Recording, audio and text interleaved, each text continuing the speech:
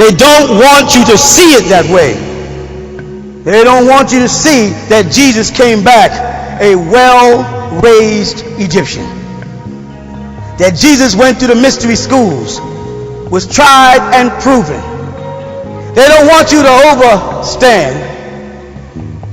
You got to catch it now. They don't want you to overstand what the real resurrection from the dead is. That it happens in many places every day. I shouldn't say every day, but at least every last Thursday in the month in America. That people are being raised on a regular basis from death to life by the lion grip, the Lion of Judah, pulling them on out the muck and mire. Are you walking with me? They don't want you to know. They don't want you to know that there's a certain school that Jesus belonged to. He got raised a certain way. He got a certain information. You know, and his mother, yeah, she saw the star in the east. Yes, she was an eastern star. She saw it. She had to. You hear me? They want you to see it from the other side of the coin, from the Roman side of the coin, from the Greek side of the coin, from the Caucasian side of the coin, from their point of view. You know the point I'm talking about, don't you? They want you to see it from their point of view, not our point of view. But when you really step back and you start to analyze the Jesus story, and you take it gradually, and you look at the things he did, and you look at the situations that surround him, and you look at the problems that he encountered, and you stop and say, why? Why would such a good man have to go through so much suffering? What was the point behind it? Did Lazarus pass the school? Wasn't Lazarus pulled out by Jesus? Wasn't Lazarus supposed to be dead? Now if you laying in the ground and you dead, you dead. And rigor mortis sets in, you dead. Now any doctors or nurses or anybody know anything about the brain and death and oxygen and breathing? If there's anybody that does, please help me to help these folks to know that once rigor mortis sets in and that oxygen stops going to the brain, even if they brought Lazarus out the tomb, he still wouldn't know where he was. He would have been brain dead. Unless that was some symbolic ritual. You see? And they called Jesus Rabboni. And they say it means master, teacher. You understand that? And Jesus thus was the master who was educated in the mysteries of Egypt, who also reached in the cave and brought Lazarus out of the muck and mire. You know why I say that? Because if not, Lazarus would still be alive, walking the earth today. Because it says in the Bible, it's given man once to die. Once to die, God said. So if Lazarus was dead and Jesus brought him back, Lazarus is somewhere still alive. Or the Bible is wrong. Or being misread. Because they don't know that the Bible was put together by a group of men who are a fraternal order, who took the Egyptian mysteries that they learned in Greece, constructed the rituals, the initiations, and brought it over to Jerusalem and introduced it to the rabbis, and it became the mystery schools of the Kabbalah and the mystical schools of the Essenes, who were practicing just the way the Egyptians. And Jesus was one of them. He did not practice Judaism the way they did. Did he keep the Shabbat? Yes. He was definitely able to be operative in his religious practices. Operative versus speculative. Meaning to actually put on the surface for people to see is to be in operation. For people to see it and not know what they're doing is for people to speculate at what they see. You understand what I'm saying? So there's two schools going on in front of you. There's the operative school and there's the speculative school. Most of your reverends, most of your pastors are master masons or freemasons. You hear me? I ain't gonna give nothing I ain't got it now. Most of them are master masons or freemasons, which means while in the church they're in operation, and while on the floor of the lodge they're in speculation. They're speculative and operative simultaneously. So while they're preaching to you, they're talking to you. But what they have learned in their head is totally different. What they've learned to believe about the Bible and the facts of the Bible is totally different than what they're saying to you. And when they finally reach the Master Mason, or become an M&M, and got to pass through the Royal Ark and pass the Master, then they trade in the G, God, for the Son. And they begin to understand who Ra is and what he was asking about. The manifestation of light. The manifestation of light, the root behind its meaning is that there is no light. There's various moods of vibration coming to you at different speeds that give you the impression of light and color. This ain't nothing I'm making up. Go study it. There's no some 90% of the things that you've been indoctrinated to accept and believe in your mind is illusion and myth. And one of them is light. You say, but it's light out here. But you know what I mean? This sun is giving off light. The sun is giving off energy, which we are interpreting as light in a dark place. So the sun has its value in darkness. What I mean by that? If 3 brighter suns came on, that sun would appear dark. So the sun has its value in darkness. So the amount of light is determined by its presence or birth, conception, or switch in darkness. You hear me? And color of light is based on the speed in which it gets to your eyes. You hear me? The fastest is what? Blue. Slowest? Red. So green light of the ancient and mystic order of Melchizedek, or the Khalwati order, as the Sufis call it, the order of Al-Khidr, the green light, is a combination of 2 lights. What are they? Yellow and what 3 elements are represented in green, yellow, and blue? Earth, water, and fire. So when you see the green light and you meditate on the green light, you're only going for 2 of the elements of the 4 natural elements that all mystical schools identify with. They have 4 elements or 4 deities and 4 colors. Now what are the 3 primary? What's the main 3 colors that all other colors come from? Red, yellow, and blue. Green is not one of them. So green is a stage away from the original 3 colors. It's a journey. See, your problem is you're looking at yourself as traveling that way when you're actually traveling that way. You're going back towards the source. But they taught you that God is outside of you up there, and they got us looking and traveling in the wrong direction. They got us going to look for God there. We're moving this direction and not this direction where God said he has placed his throne in your chest. You follow what I'm saying? They got to keep on pulling you away from the divine principle. I'm reaching at when you get deities appointed in rank. You had Marduk, who is the sun god of Babylon, and the same as Ra in ancient Egypt, the same as Melchizedek or Melchizedek, the same as Nebi Khidr in Arabic, the green one, all the same being, a mortal man, right, who claims to have neither mother nor father, something that you also learn in the ancient mysteries, be it Freemasonry, Shrinery, Knights of Columbus. You learn that you are a widow's son, that you have no mother, no father, that you stand alone to be judged and built.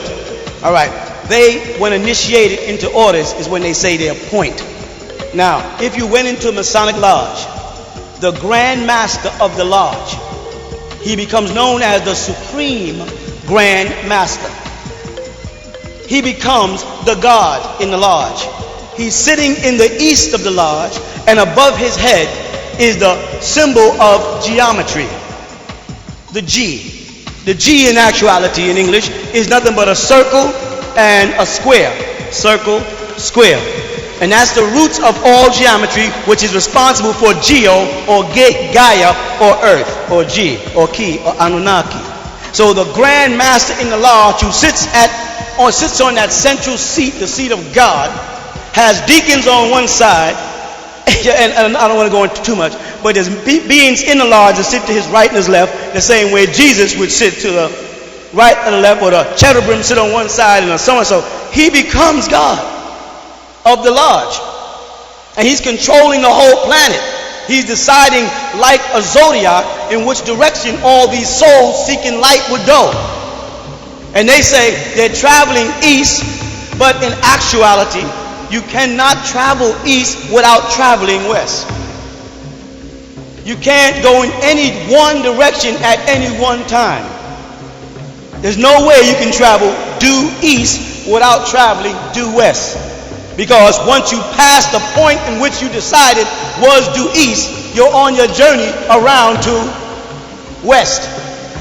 So when you enter the lodge and you're traveling for the light due east, you're only getting to the G, so because the G is the mask of God that you then take down and you become a master.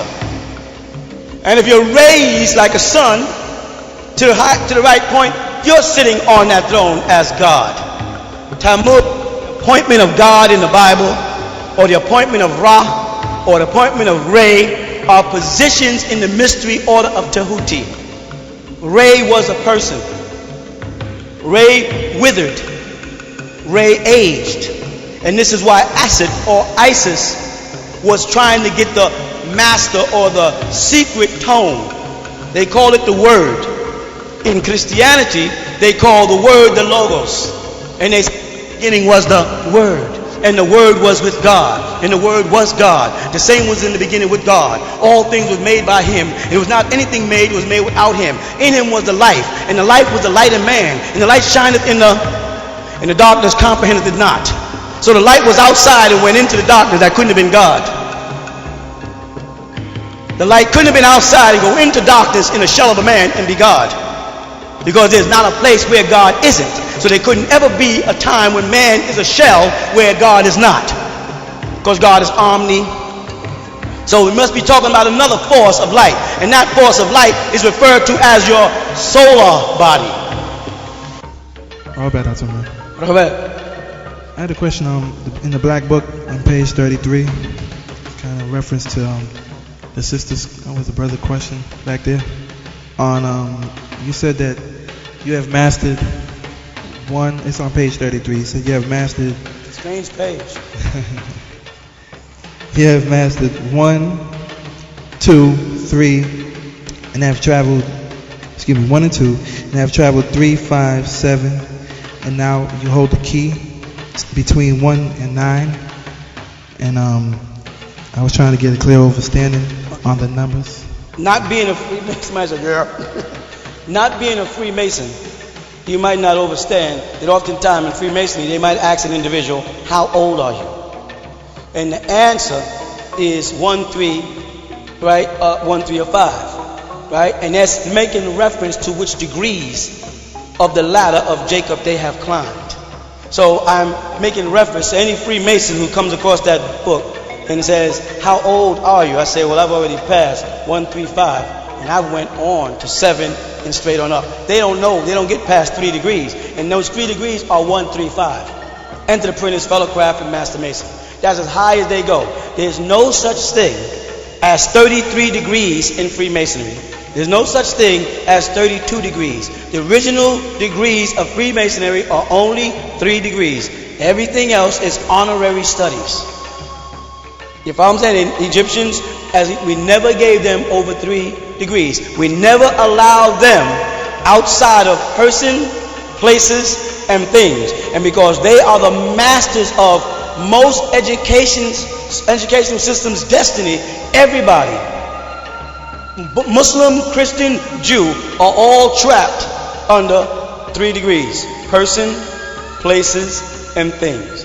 And when you say, I'm going to take people to another level, I introduce 7.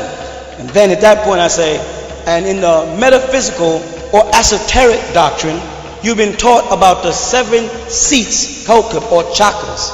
Well, because the people who were teaching that science only had 7. You follow? They don't know about the 9.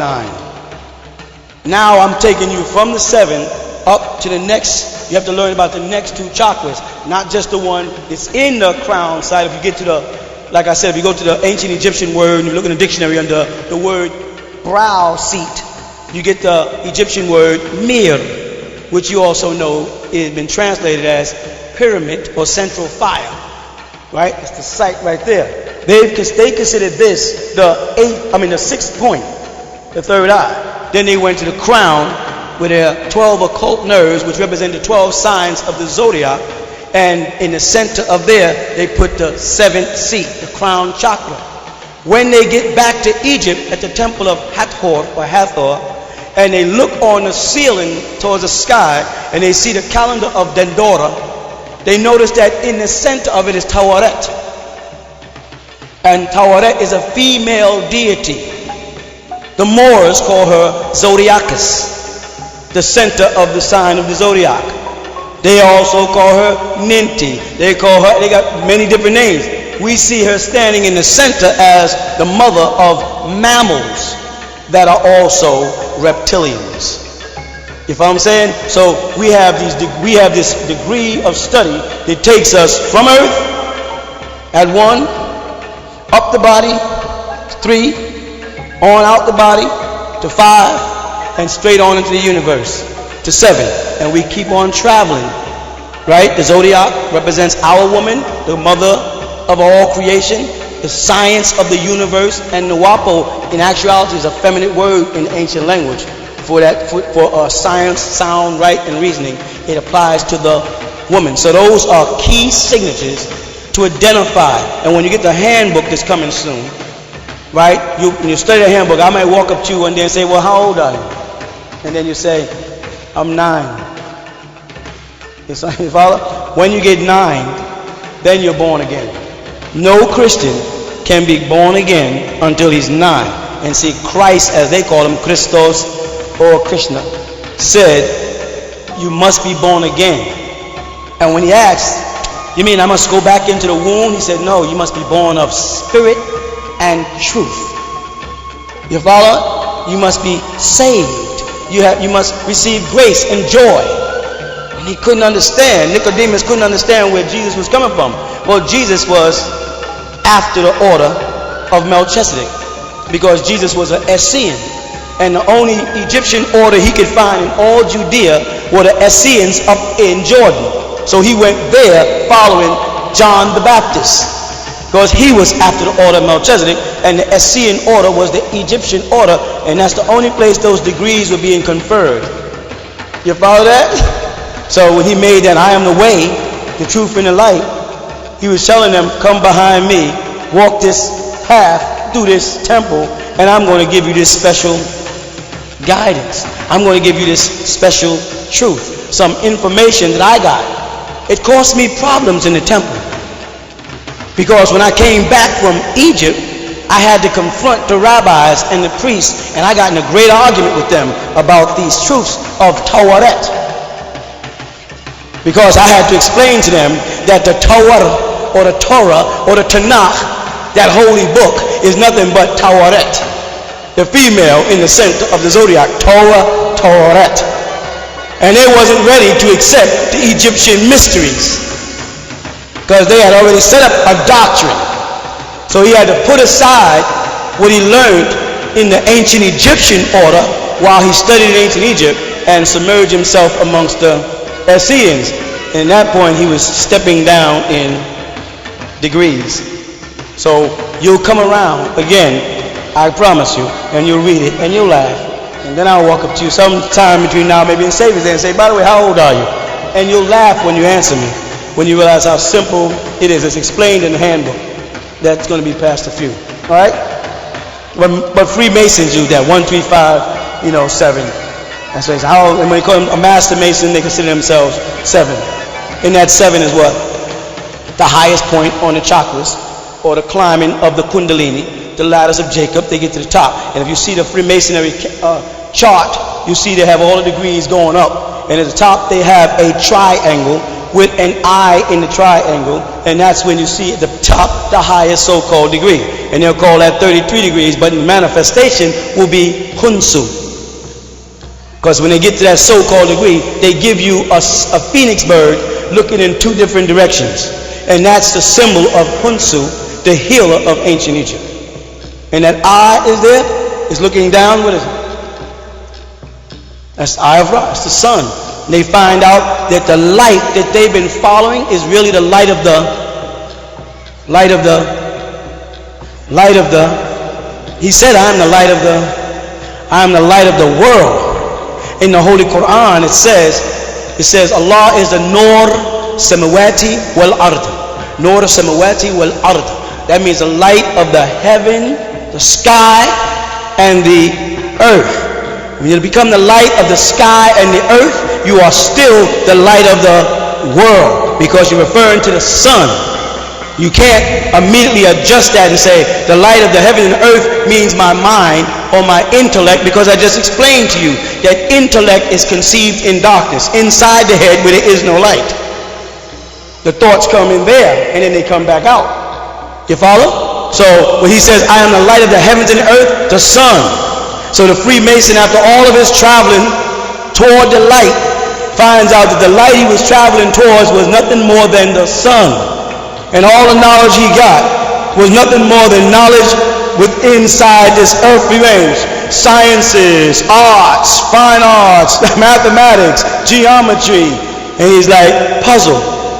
And a hand reaches down from heaven and pulls him up out the muck and mire, if he wants to step through the mass and become a god. When he becomes a god, they refer to him as a supreme grand master in the lodge, as opposed to simply a master mason or a grand master who can open and close the lodge, but does not bear the title supreme grand master.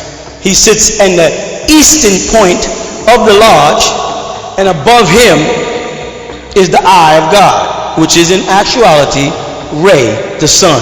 He now is amongst the ranks of the Egyptian deities and inherits the responsibility of conveying the message to people on earth, if they are worthy and capable of keeping the secret.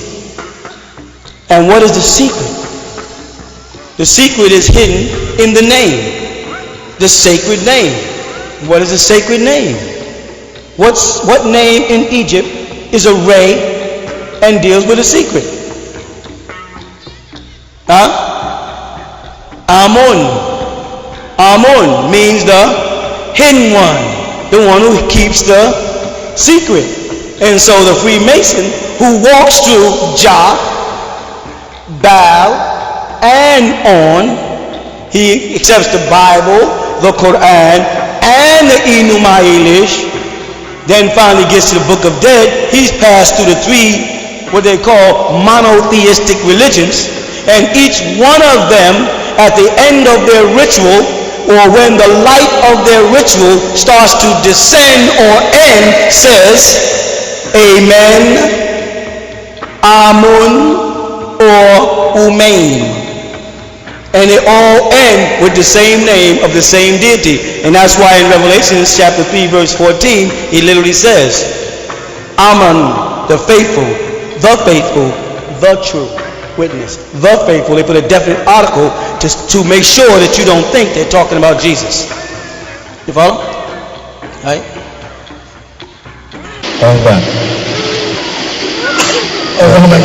The Bible says that God said he created light. What does that mean in terms of Freemason? Okay. Oh boy, you like to put me on these spots. Alright, first of all, let's establish this, right? When the Bible was being revealed, say 4,000 years ago, that was before Tesla, before Carl Edison, and there were no fluorescent lights, there were no incandescent lights, there were no gas cooler lights. In actuality, in the Bible, when it says let there be light, they're saying let there be fire. That's the only natural light. You with me? They couldn't be talking about a light bulb because they didn't exist. But there's a slight illusion to God when click and the light came on. And you can start seeing things as opposed to someone fuse something. You with me now? And watch what happens with that. In order for you to have fire, you have to have oxygen. Right? You also must have some matter to consume, something to burn. And between 1 hydrogen and 8 oxygen, as we get to the 6th element, we come to carbon. Carbon is a substance that's result from burning. You cannot have a fire burning without oxygen. So when God said, let there be light, he was already at the 8th element. It couldn't have been the beginning. He was already at the 8th degree. Oxygen, ought, not. You with me? Think about that for me. Now, when you step into Freemasonry, let's say our connotation of light is knowledge. Knowledge would be at 1, not 8. Because knowledge is first to know. You acknowledge a thing. You follow? That's simply to know. Wisdom, wise, comes from learning things that are presented to me as things to know. Understanding is being able to utilize and then explain the knowledge that I've obtained in the form of wisdom. I didn't jump from hydrogen to helium to go all the way to the 3rd element. If you understand, first of all and foremost, that when they say let there be light in the Bible, the word is or in Hebrew, and it meant fire. It gives you another whole outlook, because they gave you the impression that it had this quick switch thing. And there's 3 different suns created in the Bible. One is a light in the firmaments, the other provides light in the day, and then one is so let there be light. All appear in 3 different things at 3 different times. If they understand those 3 things, understand the Freemasonry 3 steps of Freemasonry, or those 3 steps of light, the 3 degrees of creation of light, or triple darkness. Because God had to be in the dark to cut on the light. Are you a Freemason? Alright, then you was blindfolded. You was in the dark when they removed the blindfold. You follow? So what predated light? Darkness. Because where does God dwell? And where does man dwell? In light. And what is in light? Chaos. You follow that?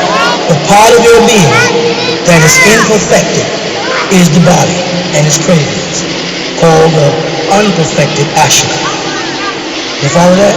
And as you walk the path of Freemasonry, you get cuts, strikes, you get hits, you slashes, until you are a perfect ashram and ready to fit in the structure of things.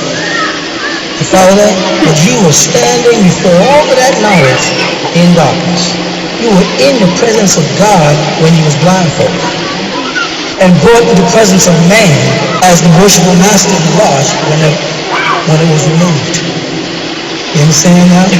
Let there be light in Freemasonry has to do with what's being put inside here, and clicking on the light to a certain dog doctrine of dogma called Freemasonry. It doesn't make it right. Because when a person becomes a Muslim for the first time and he takes Shahada, someone clicks on the light. He learns, Ashhadu an la ilaha illallah. When someone becomes a Jew and they click on it and say, Adonai Elohim Adonai Ahad, that it's in Hebrew. The light is cut on. You know what I'm trying to say? We have this illusion, but I'm also a Freemason, that it's us. And that's good. And it's always good to feel I'm the right one. What's wrong with feeling right? Everybody's had the time to feel right. If light is fire. It has something to think about. That when people are telling you in any lodge, in any doctrine, I want to take you into the light. You go to Isaiah 12:14 and say, light. Isn't that the torchbearer? Isn't that Lucifer? You sure, mister, that you know what you're doing when you take me into the light? Because you're not taking me into the night mode, you're taking me into the fire. Can you keep me from you? Because you got the power that God had to keep Daniel safe from the lion? You have that power. But some of them just have on costumes and symbols. And they're no longer the alchemists that have that power. Because they stepped away from the Egyptian doctrine. They taught them the science of alchemy. You understand what I mean now?